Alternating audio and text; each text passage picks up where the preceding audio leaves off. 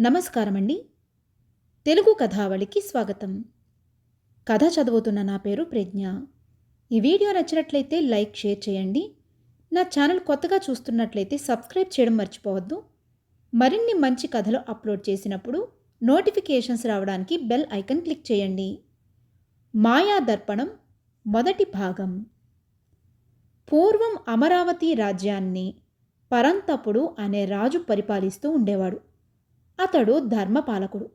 సత్యంలో హరిశ్చంద్రుణ్ణి, ప్రజారంజకత్వంలో శ్రీరాముణ్ణి తలపించేవాడు.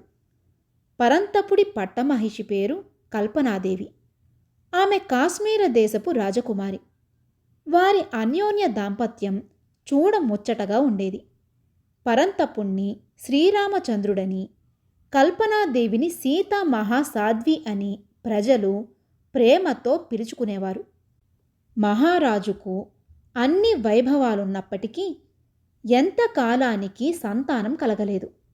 అతడు సత్యనారాయణ వ్రతం నుండి పుత్రకామేష్టి యాగం వరకు అన్ని వ్రతాలు చేయించాడు, దాన ధర్మాలు చేశాడు. కానీ అదేమి దురదృష్టమో వాటిలో ఒక్కటి ఫలించలేదు. దానితో పరంతపుడికి రాజ్యపాలన మీద ధ్యాస తగ్గిపోయింది. కల్పనాదేవి కూడా దినదినానికి నీరసించిపోసాగింది. దీనితో మహామంత్రి బృహస్పతి భట్టుకు రాజ్యపాలన పెద్ద సమస్యగా పరిణమించింది. బృహస్పతి భట్టు పరంతపుణ్ణి ఏకాంతంగా కలుసుకుని, మహాప్రభో, మనోవ్యాధికి మందు లేదంటారు. మీరిలా దిగులు పెట్టుకుని ప్రయోజనం లేదు. రాజవంశానికి అనాదిగా భరద్వాజ ఆశ్రమానికి చెందిన సిద్ధపురుషులే కుల గురువులుగా ఉంటూ వచ్చారు. ప్రస్తుతం భరద్వాజాశ్రమానికి గురుచరణ మహర్షి కులపతిగా ఉంటున్నారు. ఈ సమస్యకు వారు ఏదైనా పరిష్కార మార్గం చూపగలరేమోనని నా అభిప్రాయం అన్నాడు. అది విని పరంతపుడు, అలా అయితే గురుచరణ మహర్షుల వారిని మన ఆస్థానానికి ఆహ్వానించి వారి ఆశీర్వాదం పొందుదాము అన్నాడు. లాభం లేదు ప్రభు. ఆయన క్షేత్ర సన్యాసం స్వీకరించారు. తన ఆశ్రమము, పరిసర వనము దాటి వారే నగరానికి రారు అన్నాడు బృహస్పతి భట్టు. అలా అయితే మనమే వారి దర్శనానికి వెడదాము, ఏర్పాట్లు చేయించండి అన్నాడు పరంతపుడు. బృహస్పతి భట్టు రథాన్ని సిద్ధం చేయించాడు. తగు పరివారంతో మహారాజు, మహారాణి కృష్ణానదీ తీరంలోని భరద్వాజ ఆశ్రమానికి బయలుదేరారు. ఆశ్వికులను, సైనికులను కొంత దూరంలో ఆపివేసి పాదచారులై రాజదంపతులు భరద్వాజ ఆశ్రమంలోనికి ప్రవేశించారు. వారి రాకను ముందే వార్తాహరుల ద్వారా తెలుసుకున్న గురుచరణ మహర్షి రాజదంపతులకు స్వాగతం పలికాడు. ఆశ్రమవాసులు మహారాజుకు, మహారాణికి పూర్ణ కుంభంతో ఆశీర్వాదమిచ్చి లోపలికి తీసుకుని వెళ్లారు. మహర్షి రాజదంపతుల యోగక్షేమాలను విచారించాడు. అప్పుడు పరంతపుడు ఇలా అన్నాడు. మహర్షి, సంతానము లేని దంపతుల జన్మ నిరర్థకమే కదా. అనాదిగా మీ ఆశ్రమ కులపతులే రాజగురువులుగా ఉంటూ మా యోగక్షేమాలన్నింటినీ చూస్తూ ఉండేవారు. తమరు ఆశ్రమానికి అధిపతులు అయిన తరువాత భవబంధాలను తెంచుకుని క్షేత్ర సన్యాసం స్వీకరించి ఎన్నడూ మా రాజ్యంలోనికి అడుగుపెట్టలేదు. దాని ఫలితాన్ని మేము ఇప్పుడు అనుభవిస్తున్నాము. మహారాణి కడుపున ఒక కాయ కాస్తే మా రాజ్యవంశము నిలుస్తుంది. దీనికి తమరు ఏదైనా పరిష్కారం చూపించాలి. తమరి ఆశీర్వాదమే మాకు శ్రీరామరక్ష. గురుచరణ మహర్షి చిరునవ్వు నవ్వి రాజదంపతులను విశ్రమింపవలసిందిగా కోరాడు. ఆ రాత్రి అమ్మవారి పూజలో కూర్చున్నాడు మహర్షి. పరంతపుడి వంశము సత్యానికి, ధర్మానికి పేరెన్నిక కన్నది. ఈ ప్రభువు కూడా న్యాయపాలకుడు. అలాంటిది ఈ వైపరీత్యమేమిటి? ఇలా సంకల్పించి మహర్షి ధ్యానంలో కూర్చోగానే అతడికి అమ్మవారి సంకల్పం ఏమిటో కొంత తెలిసిపోయింది. మరునాడు ఉదయం గురుచరణ మహర్షి రాజదంపతులను పిలిచి, రాజదంపతులారా, మీరు విచారపడకండి. మీ కడుపున కారణజన్మురాలైన ఒక కుమార్తె కలగబోతున్నది. ఆమె వల్ల ఈ భరతఖండంలో ఒక విచిత్ర గాథ నడిచే సూచనలు కనిపిస్తున్నాయి. అదేమిటో నేను ఇప్పుడే స్పష్టంగా చెప్పలేను అన్నాడు. ఈ మాటలు విని రాజదంపతులకు ఆనందము, విచారము ఒకేసారి కలిగాయి. మహర్షి, కుమారుడు కాడా? మాకు కుమార్తె కలుగుతుందా అన్నాడు పరంతపుడు. ఓయి రాజా, కుమారుడైనా కుమార్తె అయినా ఒకటిగానే భావించుకో. అమ్మవారి సంకల్పాన్ని నెరవేరనియ్యి. నీకు ఇంతకాలం సంతానం కలుగలేదంటే దానికి కూడా ఆ ఆది పరాశక్తి సంకల్పమే కారణం కావచ్చు అన్నాడు మహర్షి. ఇలా చెప్పి గురుచరణ మహర్షి రాజదంపతులకు తీర్థము ప్రసాదము ఇచ్చాడు. అమ్మవారి పూజలో నుండి ఒక అమృత ఫలాన్ని తీసి మహారాణికి ఇచ్చాడు. దానిని తొక్కుతో సహా ఏదీ పారవేయకుండా తినవలసిందిగా కోరాడు. ఈ సంతానానికి బాలారిష్టాలు ఉంటాయి. 1000 కన్నులతో జాగ్రత్తగా చూసుకోవాలి అన్నాడు మహర్షి. మహారాజుకు ఇది వరమో శాపమో తెలియలేదు. ఇటు సంతానాన్ని ఇచ్చినట్టే ఇచ్చి అటు అరిష్టాలు ఉంటాయి అని సూచిస్తున్నాడేమిటి? ఏమైనా కానున్నది కాక మానదని మహారాజు గుండె దిటవు చేసుకుని భార్యతో అమరావతికి చేరాడు. కొద్ది కాలంలోనే మహర్షి ఆశీర్వాదం ఫలించింది.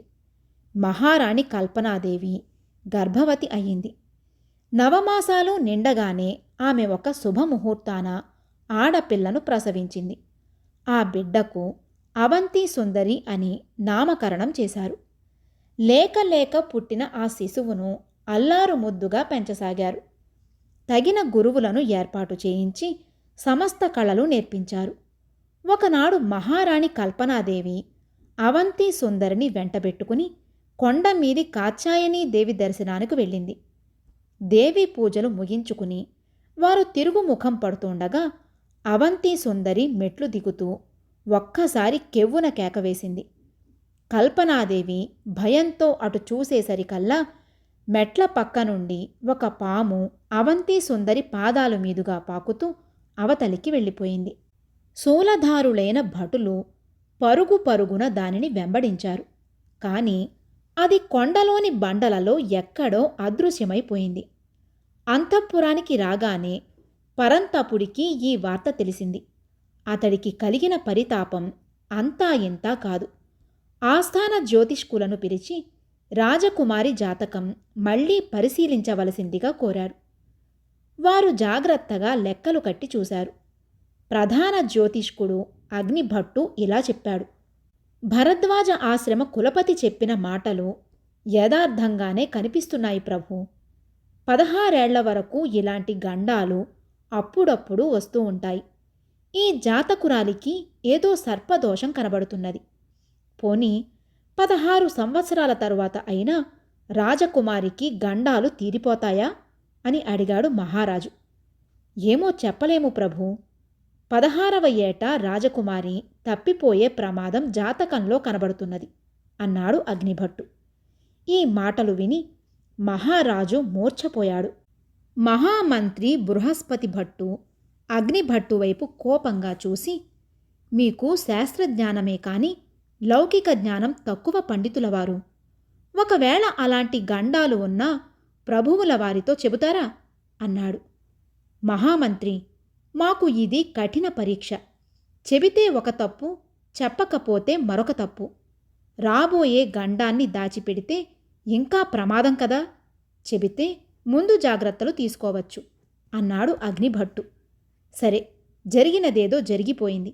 ఈ వార్త పట్టమహిషికి ఏమాత్రమూ తెలియకుండా జాగ్రత్త వహించండి అని హెచ్చరించాడు మహామంత్రి.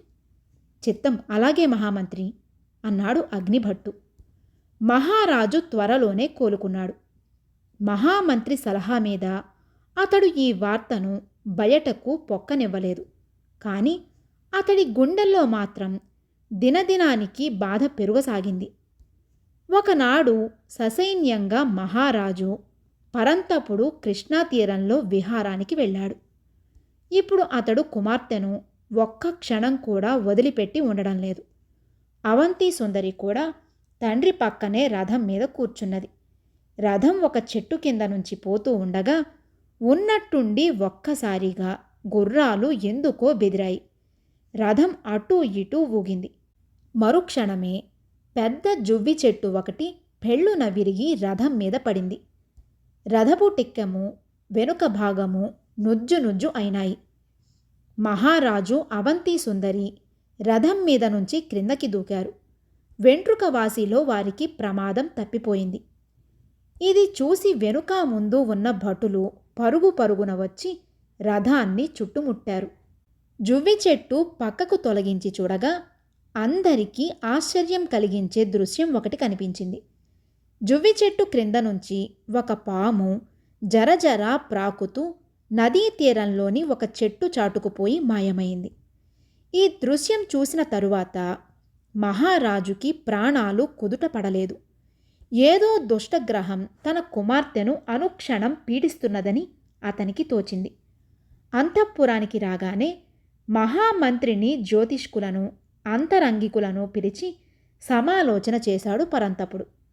అప్పుడు ఎన్నో తర్జనలు భర్జనలు జరిగిన మీదట అందరూ ఒక అభిప్రాయానికి వచ్చారు.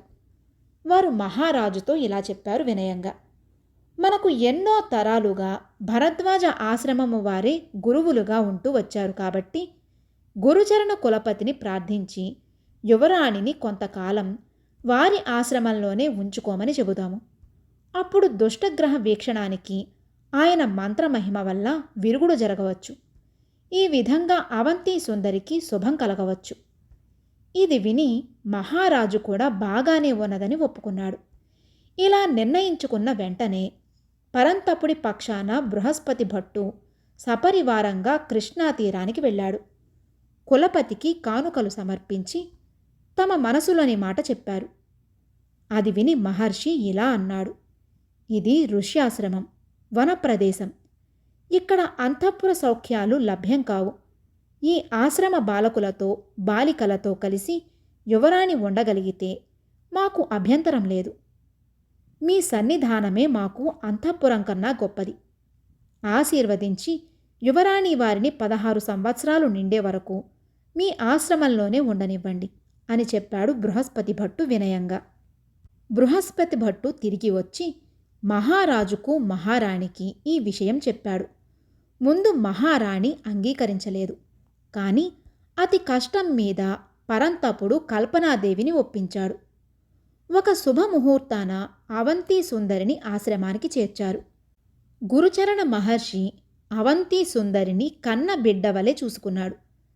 తల్లి, నీవు నా అనుమతి లేకుండా ఆశ్రమం విడిచి వెళ్ళవద్దు.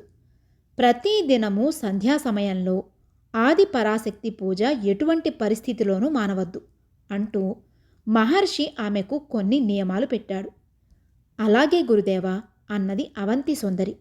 గురువు చెప్పినట్టే నియమం వదలక అవంతి సుందరి ప్రతి సాయంకాలము అమ్మవారి పూజ చేస్తూనే ఉన్నది.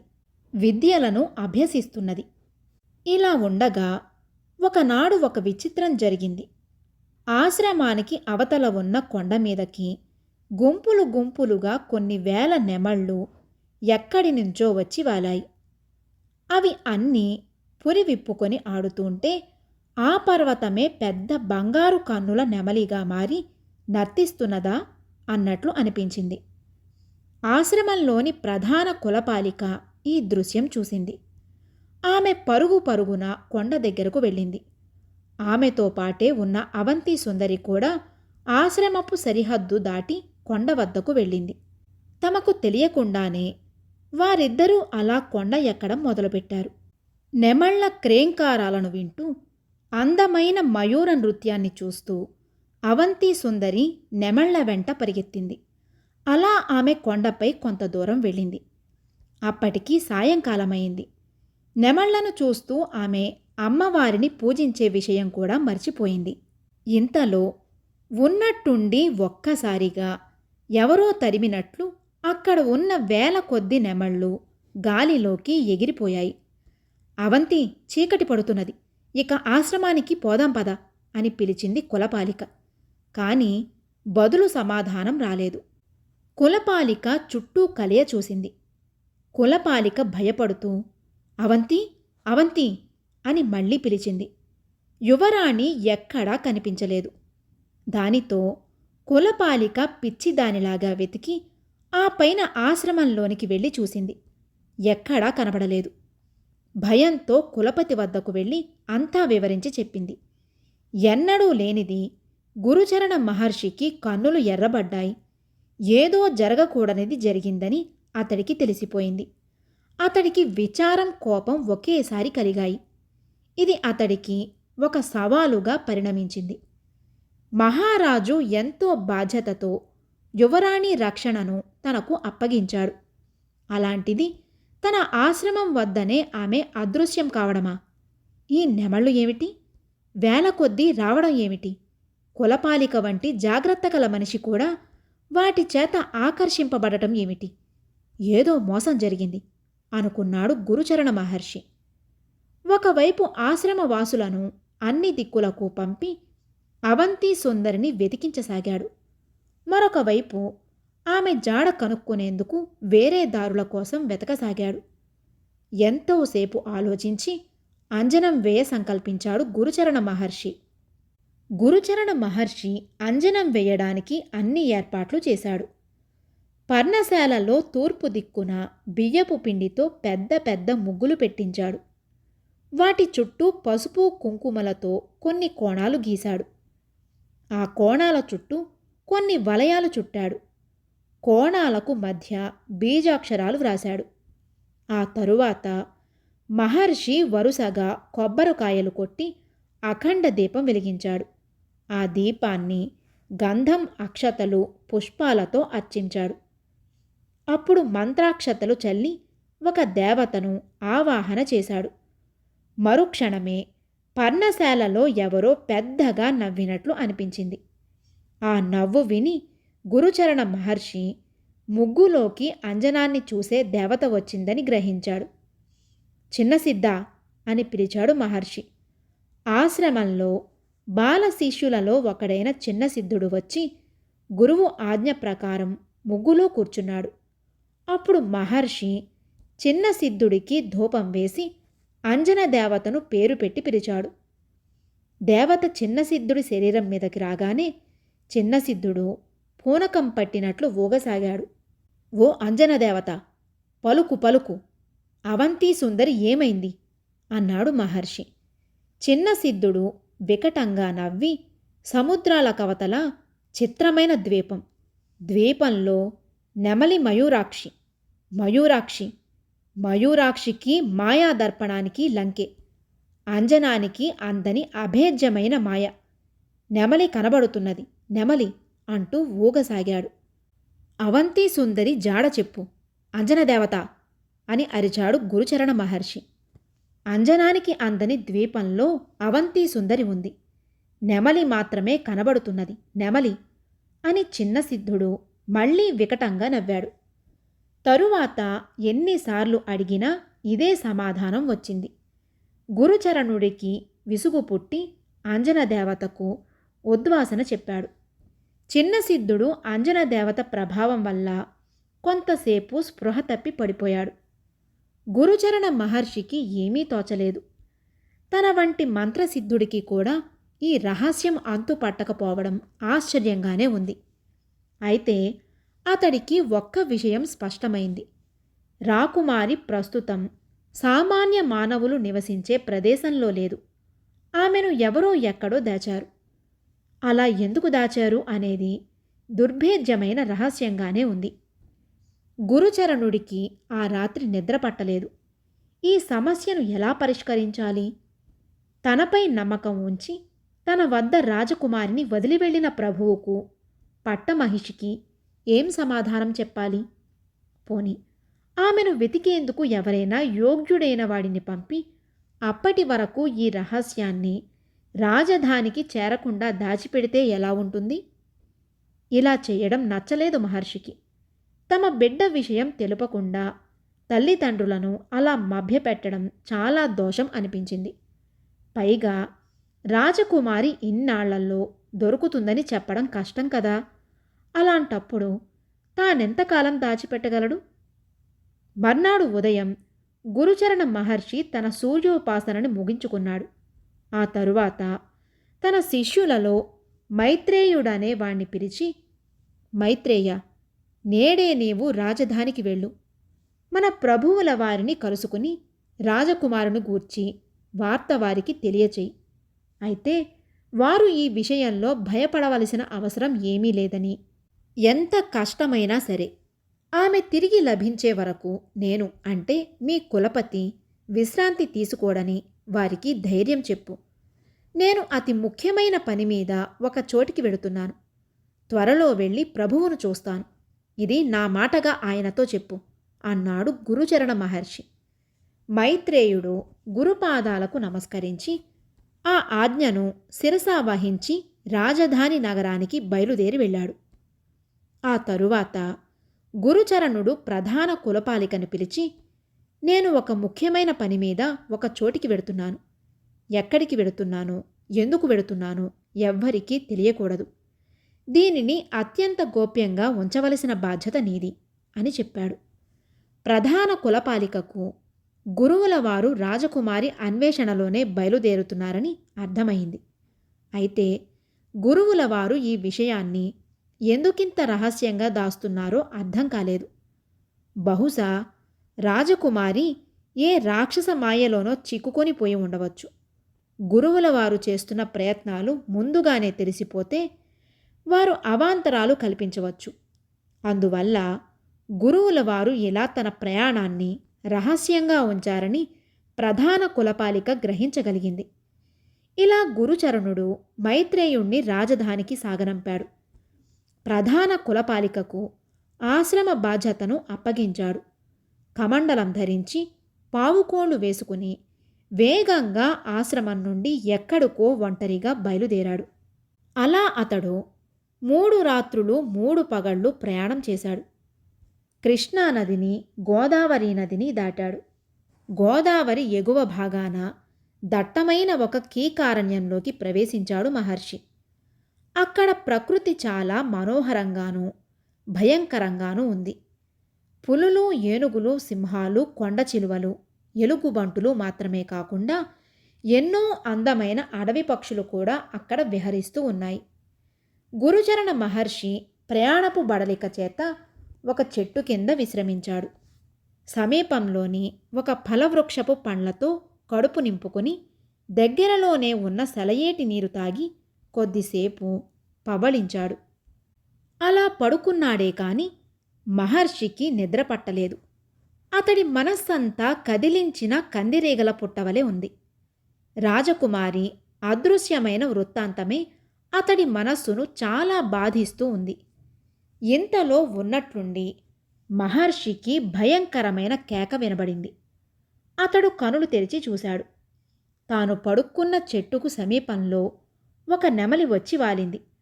అది చేసిన క్రేంకారధ్వనే మహర్షికి వినబడిందన్నమాట. నిజానికి మయూరనాదం ఆహ్లాదకరంగానే ఉంటుంది. ఈ నెమలి కూడా అందంగానే కూసింది. కానీ గురుచరణుడికి ఈ కోత ఎందుకంత వికారంగానూ భయంకరంగానూ వినబడింది? దానిని బట్టి ఇది నిజమైన నెమలి కాదని తెలుసుకున్నాడు గురుచరణుడు. తనను ఎవరో మాయావులు వెంబడిస్తున్నారని కూడా అతడు గ్రహించాడు.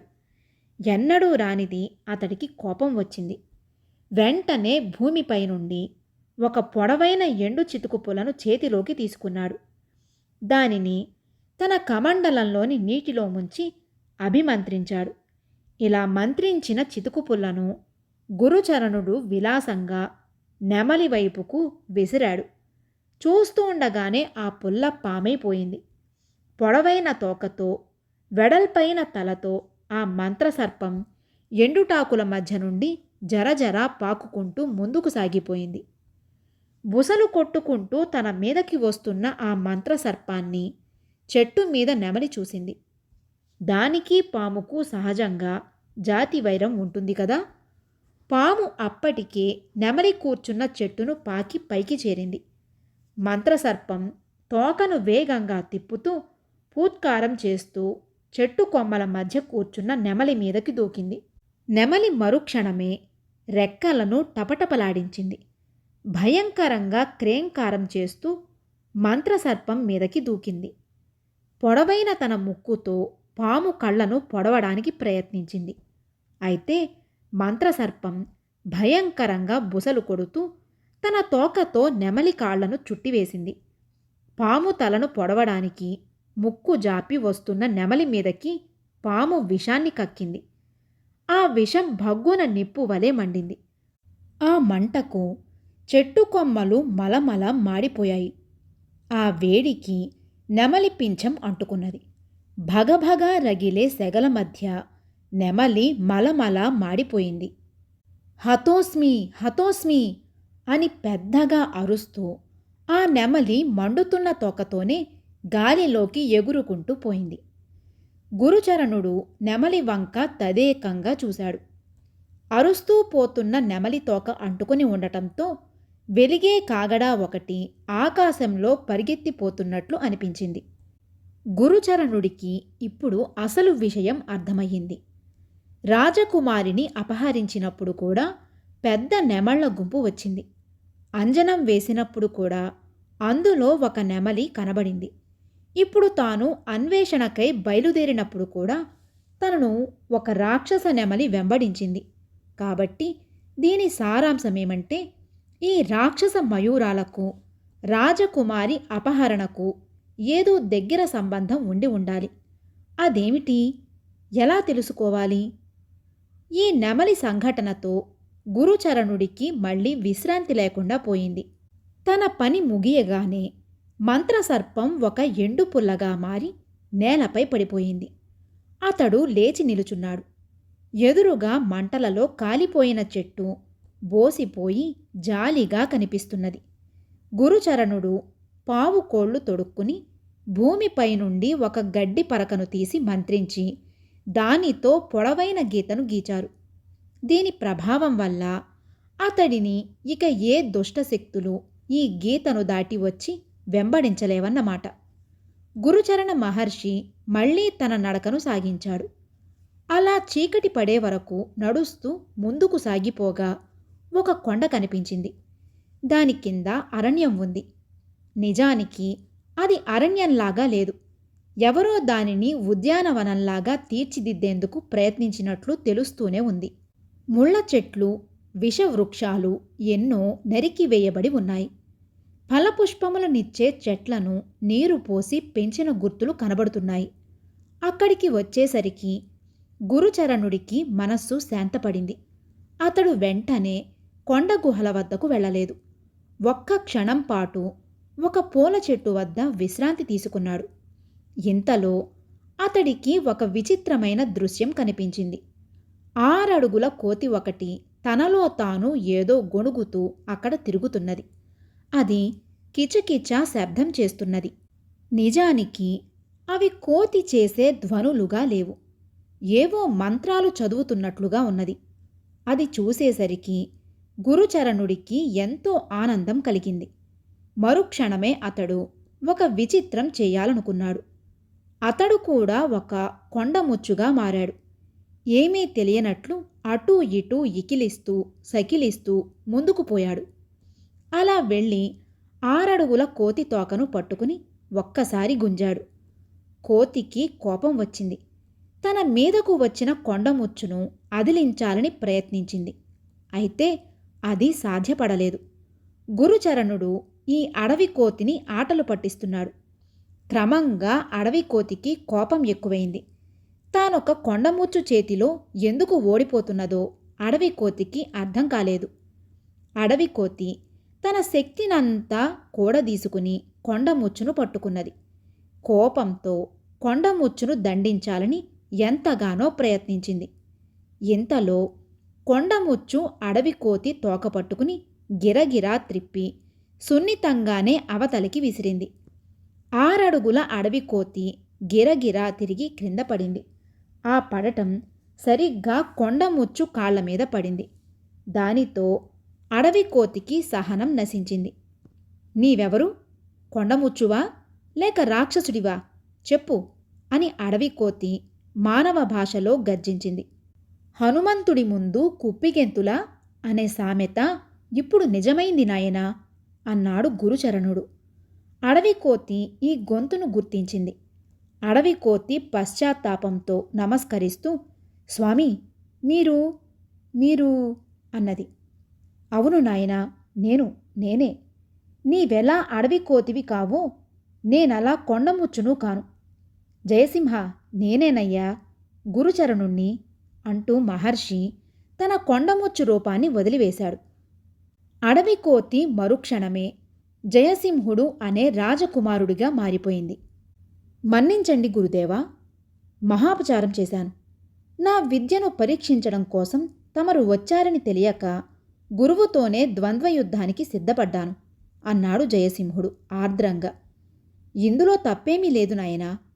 ఒకప్పుడు జాంబవంతుడి వంటి శ్రీరామ భక్తుడే స్వయంగా శ్రీకృష్ణుడితో ముష్టియుద్ధం చేశాడు. పైగా ఇది నీ కామరూప విద్యకు ఒక పరీక్ష అని కూడా అనుకో. పరీక్షలో నీవు నెగ్గావు. అందుకు నాకు ఆనందంగా ఉంది అన్నాడు గురుచరణుడు. జయసింహుడు ఆనందంతో గురువుని తన ఆశ్రమానికి తీసుకుని వెళ్ళాడు. అక్కడ అతడిని ఎన్నో విధాల సత్కరించాడు. బడలిక తీరి గురువు పడుకున్నప్పుడు అతడి పాదాలు ఒత్తుతూ జయసింహుడు తన కథనంతా చెప్పాడు. ఒకప్పుడు గురువుగా జయసింహుడికి కామరూప విద్యామంత్రాన్ని ఉపదేశించి ఏకాంతంగా అక్కడ సాధన చేయవలసిందిగా పంపాడు. అప్పటి నుండి ఈ అడవిలో ఈ విద్యను ఎలా సాధించాడో వివరంగా చెప్పాడు జయసింహుడు. గురుదేవా, నేనీ విద్యను సాధించాను. ఇందుకు మీకేమి గురుదక్షిణ ఇవ్వగలను అన్నాడు జయసింహుడు. గురుచరణుడు నవ్వి, గురుదక్షిణ మాట తర్వాత చూద్దాం. ముందు నిన్నొక రాజకార్యం మీద గురుకార్యం మీద పంపుతున్నాను. నీ విద్యలకు ఇదొక పరీక్ష అన్నాడు.